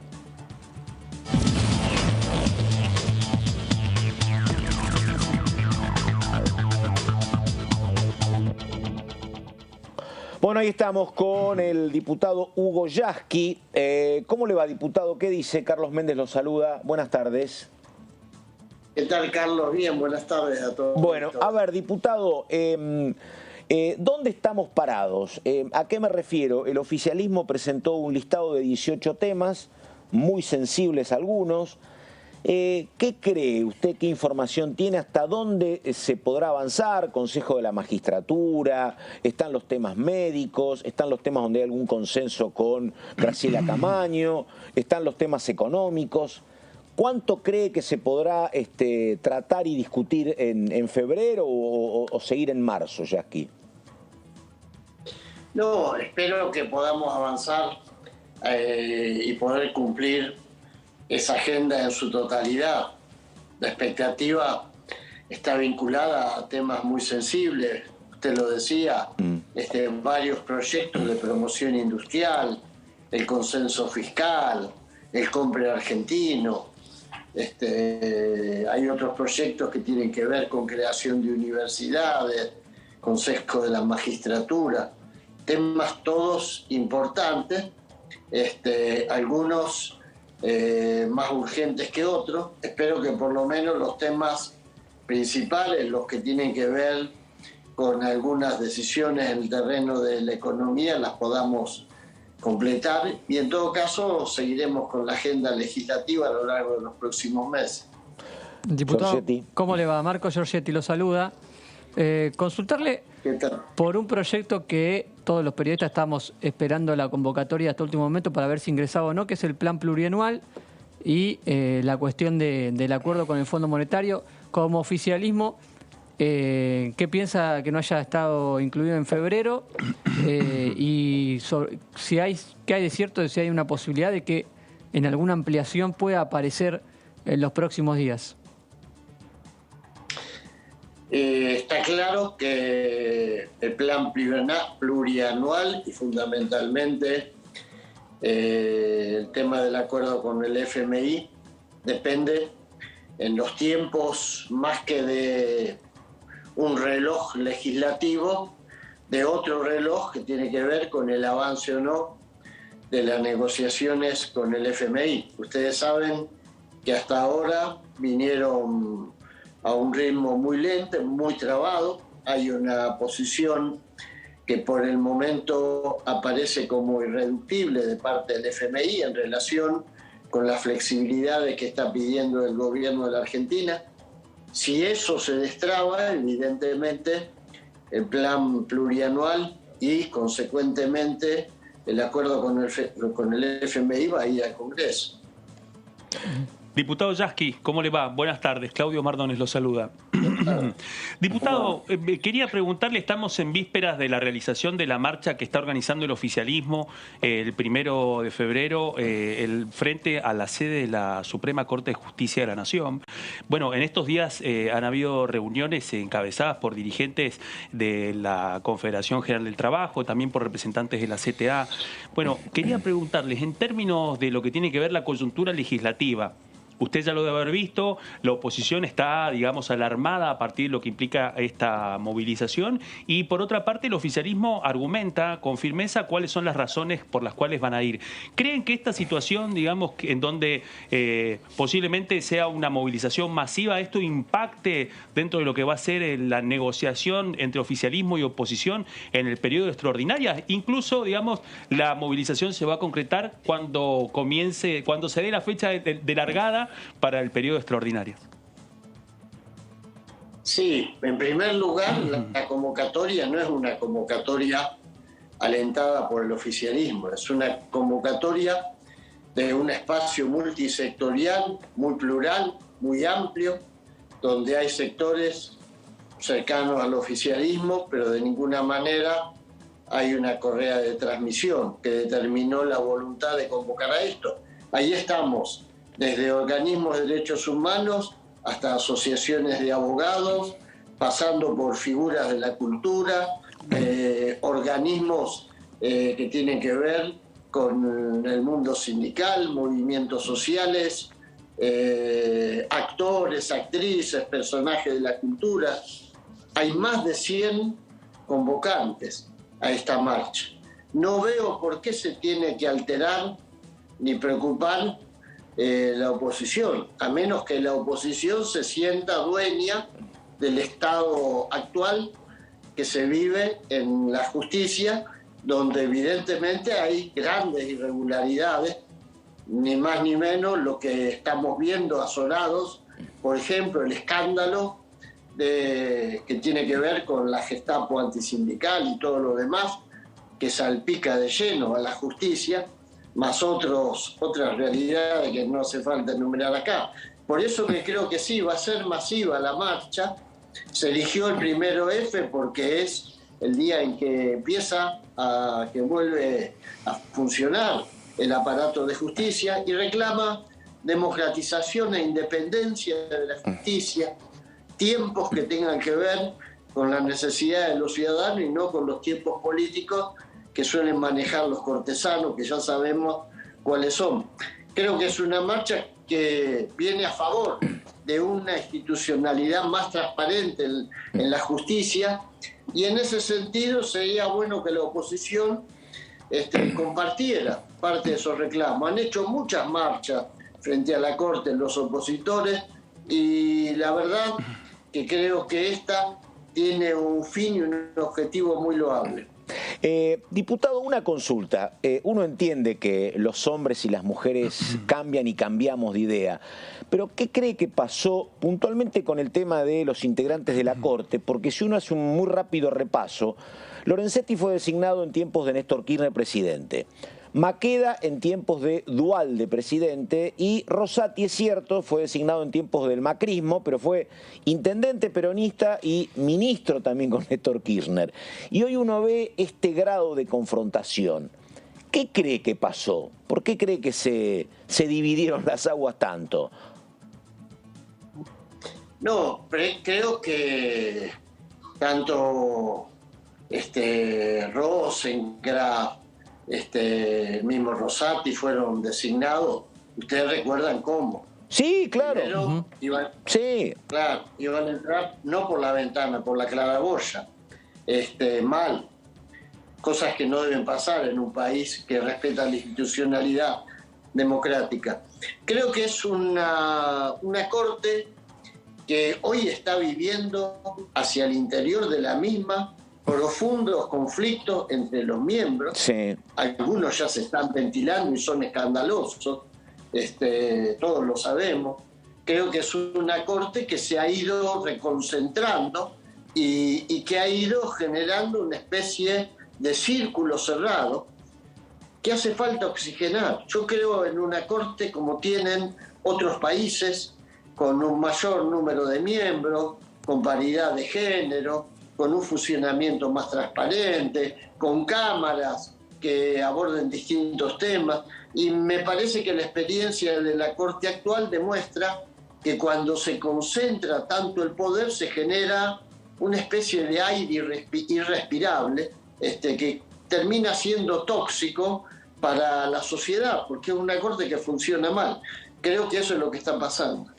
Y diputado, ¿tiene el poder, el gobierno tiene el poder de enviar el pliego para un miembro más de la Corte que está vacante? ¿Usted cree que eso, en el mientras tanto, con las dificultades que puede llegar a generar la discusión que usted plantea aquí en el Congreso, en el escenario de fuerzas, de relación de fuerzas que tenemos actualmente en la Corporación de Diputados, pero también en el Senado, en el mientras tanto, ¿qué cree que tiene que hacer el gobierno con esa vacante que está hoy en la Corte Suprema? No, yo creo que es un problema que excede mucho el nombramiento de un juez más. Ustedes fíjense que uno de los proyectos que tenemos es el de Consejo de la Magistratura, porque la Corte decidió de buenas a primeras, después de 15 años o 16 años de vigencia de una ley, desconocer esa ley. La verdad, es una anomalía brutal, absoluta. Entonces, excede mucho el nombramiento de un miembro más de la Corte y es una demanda ciudadana, por lo menos de un sector muy amplio de la ciudadanía, que no es solamente la oposición del Frente de Todos. Hay mucha gente que ha votado a la oposición y que comparte las críticas que hacemos. Cuando uno ve una encuesta de opinión, cualquier encuesta de opinión, la institución más desprestigiada de este país, por lejos, es justamente el aparato de justicia. Es el que tiene mayor desprestigio, el que recibe el mayor número de críticas. Entonces creo que es bueno y sano, primero, el debate en la sociedad. Creo que este es un tema que se tiene que discutir a través de todos los poros de la sociedad y en todo caso, cuando sea el tiempo, llegará algún proyecto al Congreso. Es verdad que hoy existen otras urgencias, pero este es un debate que yo creo atañe a todos los estamentos representativos de la sociedad, al ciudadano y a la ciudadana común también. Por eso esperamos que haya una presencia masiva en la marcha del 1 de febrero. Señor. Yasky, bueno, otro de los temas por fuera de del impacto que puede llegar a tener la movilización en la Corte el 1 de febrero tiene que ver con las vísperas del desenlace de la negociación con el Fondo. Ayer en una entrevista acá en El Piso, Alejandro Topo Rodríguez, titular del interbloque del Labañismo, decía que cuando hablaba con Labaña, con el exministro Labaña estaba sorprendido por el nivel de coincidencia que hay respecto a aplicar el ajuste. Demasiado fiscalista. Exactamente, totalmente. Que le llamaba muchísimo la atención el nivel de, digamos, de profundidad fiscal del debate para avalar un posible ajuste. Se lo pregunto a usted teniendo en cuenta además que es uno de los dirigentes más importantes de las centrales sindicales de la Argentina, en donde, bueno, estamos en vísperas de saber cómo va a ser la relación de la Argentina con el Fondo, si va a haber una misión que va a estar cada 3 meses monitoreando las cuentas. Todavía no se sabe cómo va a ser eso. Ahora le quiero preguntar, para su organización sindical, ¿cuál es el límite de lo tolerable, diputado? ¿Cómo lo están viendo? Se lo pregunto porque aparte usted forma parte del espacio sindical dentro del Frente de Todos, en donde hay distintos puntos de vista. Para ustedes, ¿cuál es el límite de lo tolerable en el marco de esta negociación con el Fondo? Sí, yo en principio comparto la mirada de Labaña. Él habló de pobreza cognitiva de la oposición, habló de chatura intelectual. Y es verdad, quienes tenemos años en la vida política del país, ¿cuántas veces escuchamos hablar de las mismas recetas? ¿Cuántas veces a los mismos gurúes? Yo los veo en los documentos televisivos, ahora están más canosos, están más achacosos, pero repiten exactamente las mismas cosas. Hasta me sorprendió ver otra vez a un Cavallo que parecía volviendo del pasado con el tema de la convertibilidad y las privatizaciones, siempre girando en redondo. La otra vez veía, y yo lo puse en mi cuenta de Twitter, una tapa de Clarín del año 2000, principios de enero del 2000. La puse porque era 24 o 25 de enero, se cumplía un año, se cumplían 20 años de esa tapa y 22 años. Y decía en grande el título: el FMI pide más ajuste a las provincias. Sí. ¿Cuántas veces vimos titulares como eso? Sí, sí, sí. ¿Cuántas veces vamos a repetir el mismo error de no entender que la única manera que tiene la Argentina de pagar es creciendo? No podemos pagar ajustando. Y la verdad que cuando Lavagna dice hay pobreza intelectual y hay intereses de sectores muy poderosos que no le importa que la Argentina no tenga valor agregado, que no tenga industria, que no tenga pymes, que son las que generan empleo, porque piensan que con un buen esquema de exportaciones de materia prima, sí, teniendo que poner pocas divisas para generar industria, resolvemos el tema de un país que quizás pueda aplicar ajuste algunos años, hasta que otra vez vuelva a explotar todo. Por eso nosotros tenemos otra mirada, no fiscalista, no de ajuste. No somos de los que pensamos ideológicamente por una cuestión de ideología pura que no hay que pagar. No, creemos que hay que pagar, pero no en las condiciones en que el fondo pretende, por lo menos estas condiciones actuales, porque nos llevarían otra vez a un callejón sin salida. Diputado, ya que usted lo menciona a Roberto Lavagna, a partir de lo que decía Claudio, y que usted coincide con este diagnóstico de pobreza cognitiva, yo le reconozco que es más fácil decirlo que hacerlo, pero digo, ¿no habría que multiplicar en función de los números complicados que tiene el oficialismo? ¿No habría que multiplicar y hacer crecer más los vínculos con ese bloque? Con el bloque de el Topo Rodríguez, Graciela Camaño, digo, porque al oficialismo le falta mucho número y tal vez algún acuerdo más importante con ese sector me parece que le permitiría avanzar. O uno hoy veía este proyecto, el proyecto Azul, donde lo firman de manera conjunta Graciela Camaño con Máximo Kirchner. ¿No habría que profundizar vínculos ahí, le pregunto? Y me parece que es una beta que hay que explorar, sí. Creo que sí, que tenemos que hacer un esfuerzo para construir algunas alianzas con aquellos que por lo menos en cuestiones centrales como es tratar de que la economía crezca, tratar de que haya un esquema de inclusión social sobre la base de empleo, sobre la base de esas coincidencias tratar de buscar posiciones comunes. A mí, en cuanto leí de lo de Lavagna, se me encendió una lucecita y dije, bueno, tenemos que tratar de encontrar una manera de expresar eso en propuestas comunes. Ahí estamos. Y al resto de los bloques de la oposición, puntualmente el más grande, ¿cómo lo ve con el tema de FMI?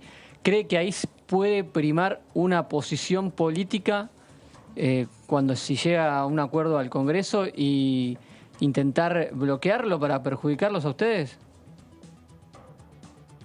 Yo creo que tienen una actitud obstruccionista, claramente.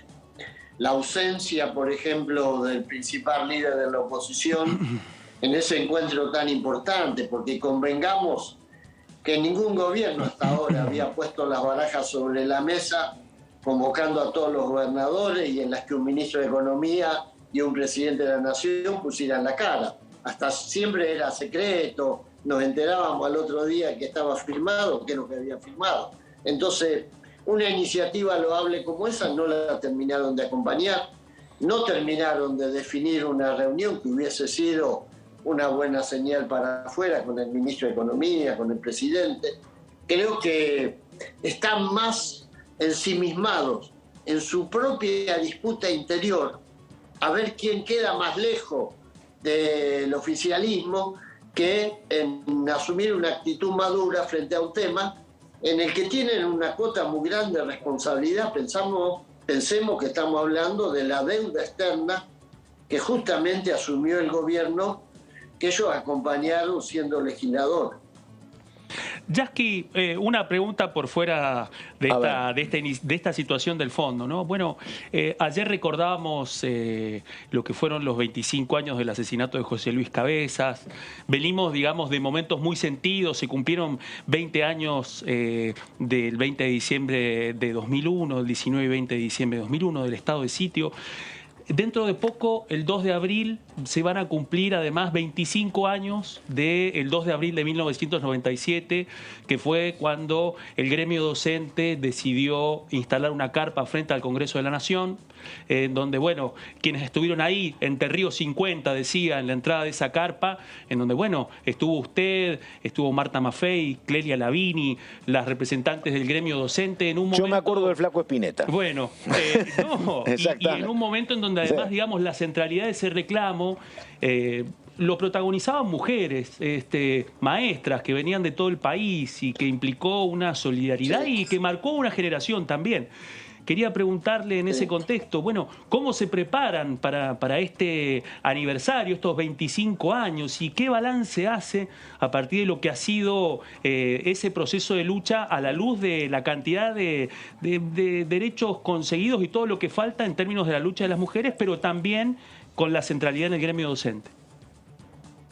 Sí, fue la verdad que un hecho muy importante para el país en ese momento, porque veníamos de un periodo en el que muchas luchas que se habían intentado habían fracasado, incluidas muchas huelgas docentes. ¿Se acuerdan cuando fue la provincialización del sistema educativo? Sí. En el año 1992, Cavallo, en una carta de intención que le exige firmar el fondo, se compromete a provincializar el sistema educativo y el de salud, sin los recursos. Esto lo recuerdo porque, además de la Carpa Blanca, estamos volviendo a discutir con el Fondo Monetario Internacional. Y creo que, si uno hace un balance, logramos avances importantes. Para mí el más importante fue la Ley Nacional de Educación y la Ley de Financiamiento Educativo.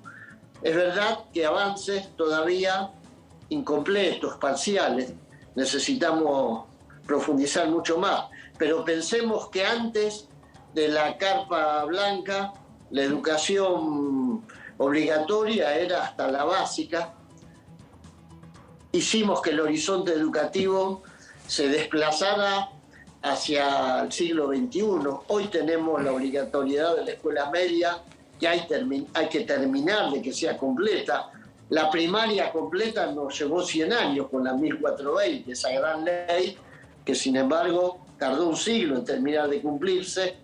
Creo que en tiempos más cortos hemos avanzado, pero todavía falta mucho y forma parte de los debates del presente. Creo que cuando recordemos la Carpa Blanca, efectivamente, el próximo 2 de abril, vamos seguramente a hacer este balance.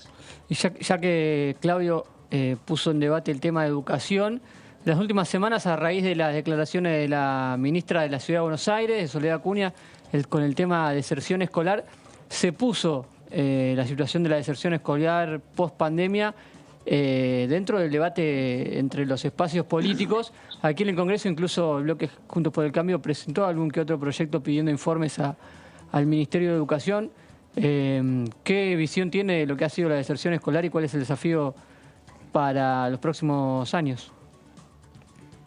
Y es uno de los grandes problemas que nos dejó la pandemia a nosotros y a los sistemas educativos prácticamente de todo el mundo. Incluso en Europa pudieron salvar el hecho de que tienen mejor conectividad que nosotros, más acceso a la internet, pero el problema existió en todo el mundo y creo que es una de las grandes cuestiones que tenemos que resolver. Se tomaron medidas importantes, se aprobó un proyecto muy importante que era el de las trayectorias, que es el de las trayectorias pedagógicas. Ahí hay todo un programa para desarrollar que plantea eje en el tema de la recuperación de los alumnos y también de los tiempos pedagógicos. Hubo un instrumento que se aprobó que fue el aporte a las grandes fortunas personales, que nos permite contar con una cantidad de becas para recuperar justamente a los alumnos de la escuela secundaria, que va a ser un instrumento clave. Creo que se han tomado medidas que son importantes y ahora hay que poner manos a la obra, hay que empezar un ciclo lectivo con toda la fuerza y la vocación que tienen los docentes para recuperar la matrícula, porque esto yo lo quiero decir. A veces yo escucho a la oposición y dicen se perdió 1 millón de alumnos, 1,5 millones, se tiran números catastróficos que no tienen basamento real, pero sobre todo que desconocen el esfuerzo que hicieron los docentes. Me parece, muchas veces me pongo en la piel de un docente y digo, la maestra, el maestro, el profesor que se rompió el alma trabajando en la casa con la computadora, yendo a la escuela a repartir los bolsos de comida, yendo a las casas de los pibes, hablando con el celular, casi sin tiempo de descanso. ¿Qué siente cuando desde la oposición con tanta liviandad hablan de fracaso rotundo, de catástrofe? Me parece que hay que poner un poco de justicia y valorar ese enorme esfuerzo que ha hecho el docente, pero que también han hecho los padres, porque se esforzaron mucho. Diputado, la última, el hecho más emblemático fue el tratamiento del presupuesto. Después es cierto que hubo acuerdos con el tema bienes personales por parte del oficialismo, pero el número es un número muy exiguo, 117 diputados, te obliga permanentemente a negociar. ¿Usted qué cree que viene para este 2022? ¿Un escenario con algunos acuerdos, o con la izquierda, o con el labañismo, o incluso con gente de Juntos por el Cambio?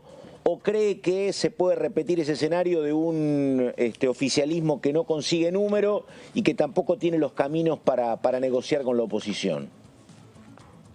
No, creo que hay que hacer una ingeniería creativa para encontrar ante cada tema los aliados que nos permitan sortear la dificultad de esos números finitos. Hay que ser creativos y explotar la posibilidad fundamentalmente del papel que tienen que jugar los que gobiernan, porque los gobernadores, todos, los del oficialismo y de la oposición, necesitan que muchas de estas leyes se aprueben. Y bueno, espero que quienes tienen responsabilidad de gobierno logren muchas veces disuadir a aquellos que ven en el bloqueo una especie de fin en sí mismo. Y la verdad es que bloquear leyes en realidad es un triunfo pírrico, porque nadie gana con eso. El diputado Hugo Yasky, Frente de Todos. Diputado, muchas gracias. Buenas tardes y hasta cualquier momento. Gracias a ustedes, hasta luego. Chau, chau. Estamos con el señor Claudio Mardones y con el señor Marco Giorgetti, que se ocupa de qué, Giorgetti. Ahora diga, por favor. Tenemos para repasar el segundo de los temas del día. Hemos mencionado que dentro de la convocatoria de sesiones extraordinarias... tenemos la Universidad del Delta. Dale. Exactamente. Sí. Hemos mencionado que han ingresado un proyecto para la creación de una universidad en Pilar, pero también hay un proyecto para la creación de la Universidad del Delta. Este sí es del Frente de Todos. El autor es el presidente de la Honorable Cámara de Diputados de la Nación, Sergio Massa, obviamente un hombre de la primera sección electoral de la provincia de Buenos Aires. El Delta propone crear la Universidad Nacional del Delta, incluido dentro del temario de sesiones de extraordinarias, como dijimos, este tema sobre el final. Uno de los últimos temas de los 18 en el listado del Gobierno Nacional están estos proyectos que crean las universidades. Este es del Frente de Todos únicamente, no hay un proyecto paralelo de la oposición como en el caso de la Universidad de Pilar. Objetivos: dar respuesta a la necesidad de formación universitaria de vecinos de Tigre, Escobar y San Fernando. No es solamente, por eso no es la Universidad de Tigre, sino que es la Universidad de el Delta, sí, efectivamente. Entre otros puntos de la región, obviamente, no solamente estos tres, pero estos tres distritos... Es que San Fernando es pleno Delta también. Exacto. Estos tres distritos van a tener sede en la Universidad del Delta. Como también fortalecer el desarrollo productivo de esa zona de la provincia de Buenos Aires. Obviamente, todo lo que sea crear universidades implica también el desarrollo de las actividades de la zona, no solamente en sí del polo educativo. ¿A qué apunta esta universidad? ¿Cuáles van a ser las características, las materias, las áreas en las que se va a poder estudiar y desarrollar según este proyecto de ley? Los ejes de las propuestas educativas estarán vinculados a tecnología, hoy muy presente en casi todas las universidades, es uno de los puntos claves para desarrollar y conseguir empleo, actividad naval, característica del Delta, turismo y ambiente. Dos cuestiones claves también de lo que es la zona. Contará además con oferta de carreras con rápida salida laboral y tendrá un modelo de universidad en innovación. Las tres sedes que dijimos, Escobar, Tigre y San Fernando, van a ser las que compongan la Universidad del Delta, proyecto del Frente de Todos, de autoría del diputado y presidente de la Cámara, Sergio Massa, obviamente referente en la zona de la primera sección electoral de la provincia de Buenos Aires.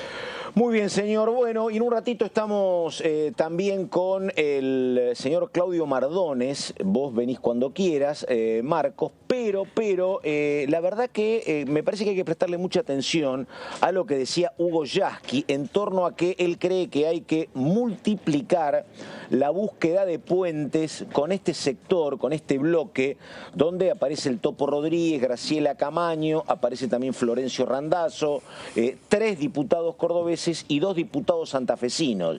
Bueno, y recordó esa luz que dijo Yasky que vio cuando el ex ministro de Economía, Roberto Labaña, que es un hombre muy cercano a este bloque, habló de pereza cognitiva en aquellos que establecen como condición central, ineludible, la cuestión del equilibrio fiscal. Habrá que ver, pero él también consideraba que es como imprescindible que el oficialismo sume masa crítica, porque si no los números no están, y tenía una mirada que tal vez se vinculaba con lo que nos decía Pérez Araujo, que decía, quiero ser optimista, pero la verdad que bueno, si el oficialismo tiene los puentes rotos por temas muy sensibles como la justicia, Consejo de la Magistratura, con la oposición, porque la oposición también tiene sus muy duras internas, y cuando apareció alguno un poco dialoguista, rápidamente tuvo que agachar la cabeza. Parecería que este escenario, que lo planteaba Yasky, de decir, che, tenemos que hablar más sí o sí con esta gente, que tenemos coincidencias centrales, por lo menos en lo económico. Habrá que ver si el oficialismo ese trabajo lo empieza a hacer o ya lo empezó.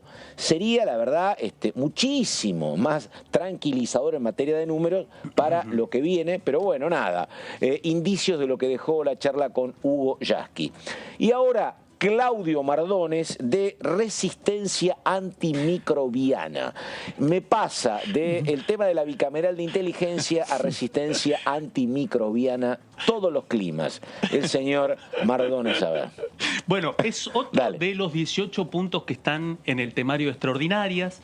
Decíamos al comienzo del programa que había una serie de proyectos que tenían dictamen, que podían llegar al recinto, que no llegaron en diciembre, precisamente a partir de los desacuerdos entre oficialismo y oposición, que hicieron que no se pudieran avanzar en proyectos claves como la nueva Ley Nacional de VIH, el nuevo régimen de enfermería y esta norma, que es la Ley de Prevención y Control de la Resistencia Antimicrobiana. La resistencia a los antibióticos. Ya en esa clave nos lleva, digamos, a otro marco interpretativo. Fue redactado por el diputado nacional por Tucumán, Pablo Yedlin, que fue diputado hasta el 10 de diciembre, entonces juró como senador nacional. Perdóname, Claudio, sí, que vos conoces, digo, ¿la resistencia antimicrobiana es como tu organismo tiene resistencia a los antibióticos? Bueno, este es el tema. Lo que plantea es generar una política de Estado sanitaria para poder controlar las respuestas a los antibióticos, especialmente puntualmente a partir de cómo las enfermedades desarrollan nuevas capacidades ante los antibióticos. Es muy común, claro. Entonces, tomás determinado tiempo, tomás tanto que después es inocuo. Y que es algo que se habla en la cotidianidad, la falta de control del impacto de los antibióticos, no solamente en la medicina humana, sino por también... eso te dicen, no lo tomes, no lo hagas habitual porque no pierde efecto. En la medicina animal, que este es el otro tema. Y esto, digamos, muchas veces nos enteramos de su impacto a partir de lo que tiene que ver con las infecciones intrahospitalarias.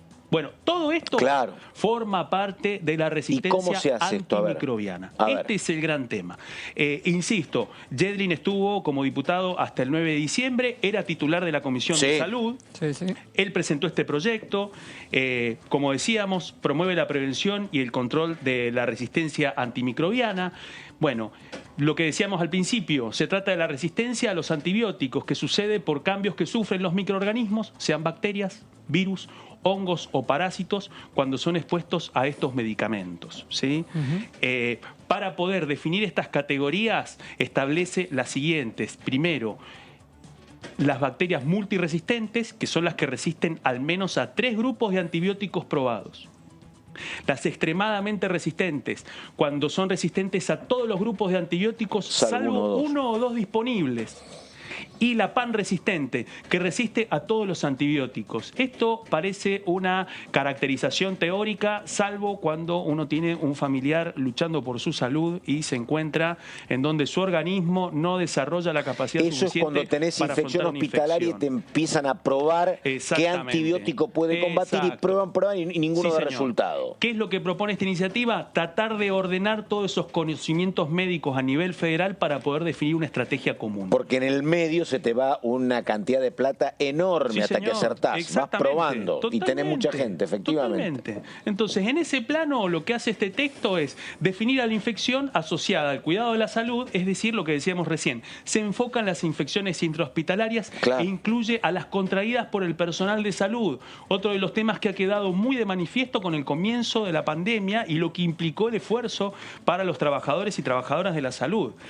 En este sentido tiene que ver con algo que también hablamos de la salud humana y la salud animal. ¿Por qué? Porque establece la estrategia de una salud, es decir, un enfoque multidisciplinario de todas las ciencias médicas, veterinarias y medioambientales para poder tener un estado del arte con respecto a esta situación. Y pregunta, consulta, no sé si es a favor o en contra, pero ¿qué dice la medicina prepaga de esto, la medicina privada? Ahora hay un tema. Las empresas de medicina privada y las cámaras que las representan, en este sentido, han sido muy silenciosas con todos estos proyectos.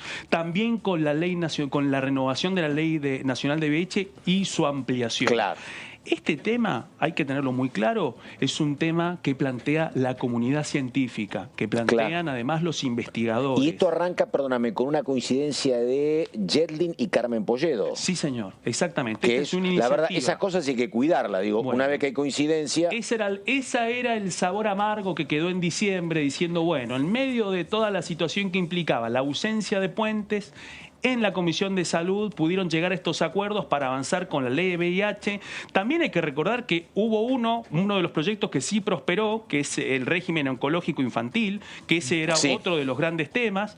El régimen nacional de enfermería son temas, digamos, en este caso, que tenían dictamen, que perdieron estado parlamentario y que requieren una renovación de ese dictamen. Posiblemente esa sea la primera misión necesita renovación de dictamen. Va a necesitar la renovación en la Comisión de Salud apenas murió en sus diciembre. Autoridades. Exactamente. Ya habíamos abordado lo que tenía que ver con las definiciones técnicas. Bueno, el otro tema además es que crea una Comisión Nacional de Control de la Resistencia Antimicrobiana, la CONACRA, que va a estar compuesta por representantes de todos los ministerios de salud, de agricultura, todos van a tener cargos ad honorem, ¿sí?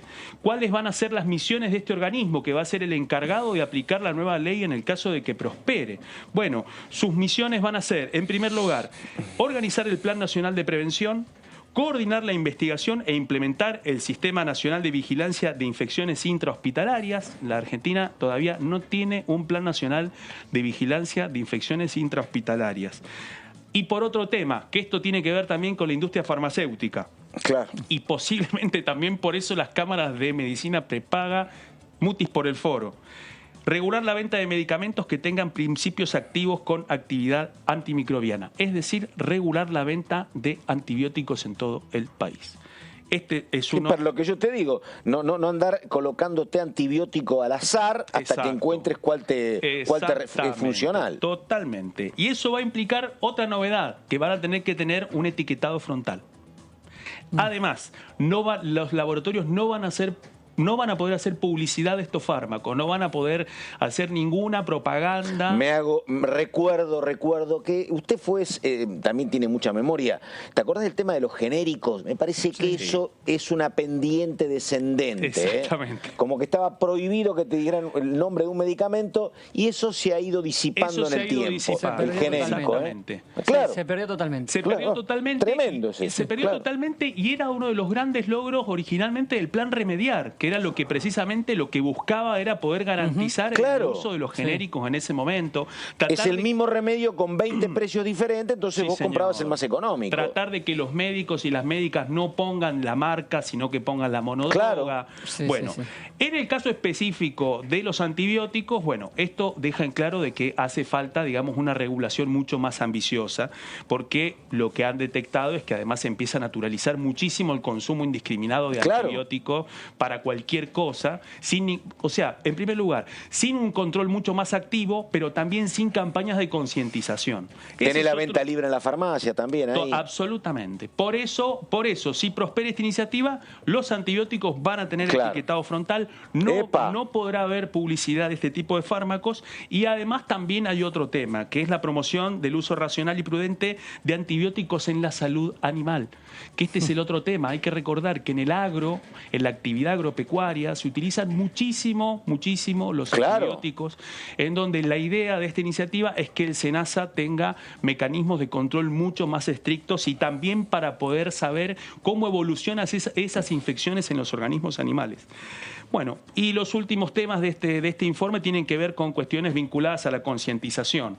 Por una parte, adhiere a la Semana Mundial de Concientización sobre el uso de antimicrobianos para la tercera semana de noviembre de cada año. Instituye el 21 de junio como el Día Nacional del Uso Responsable de Antibióticos y adhiere al 5 de mayo como el Día Mundial del Lavado de Manos, que ese es otro tema que ha tomado otra relevancia a partir de la pandemia, ¿sí? Y por otra parte, también asigna espacios gratuitos de publicidad en los medios públicos para difundir mensajes de concientización. Es decir, que también lo que busca es avanzar con un mensaje de decir, cuidado, no te tomes cualquier antibiótico. Y no es tomar agua o vino el antibiótico, efectivamente. Bueno.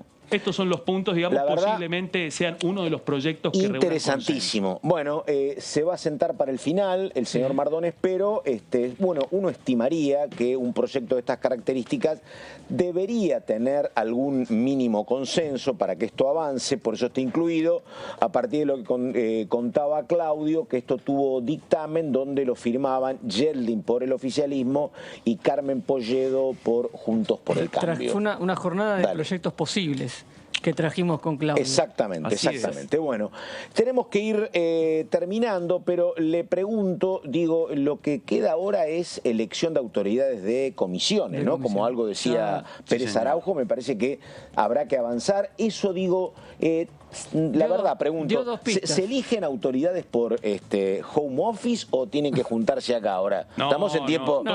Todo presencial. Reunión de presidentes. Todo presencial. Entonces, bueno, tendremos que verlo a partir del 1 de febrero. Sí, señor. Ya está ese poroteo. Bueno, ya nos dio 2 indicios que quiere decir que por lo menos internamente cada bloque ya charló algo de quién va a continuar en los lugares que tenía. Dijo que el diputado Pérez Araujo dijo que él seguramente siga como presidente de Asuntos Constitucionales para el debate del Consejo de la Magistratura y también dijo que Tailade va a ser presidente de la Comisión de Justicia, así que son dos pistas. No dijo voy, pero dijo que le parecía perfecta la marcha del 1 de febrero, dijo Pérez Araujo. Así es. Sí, era más explícito en el aval Hugo Yasky. Así es. Pero me parece que eso que comenzó con Delía y comenzó con algún juez nada más, me parece que fue creciendo, me parece. Durante todo el verano y se nota que en estos últimos días la decisión es poder garantizar de que estén todos. Señor, un gusto, nos estamos viendo en cualquier momento. Totalmente. Claudio Mardones. Un placer. Marco Giorgetti, señor, hasta la próxima. Hasta la próxima. La pausa hasta mañana. Aquí terminamos DTV, la segunda edición. Muchas gracias.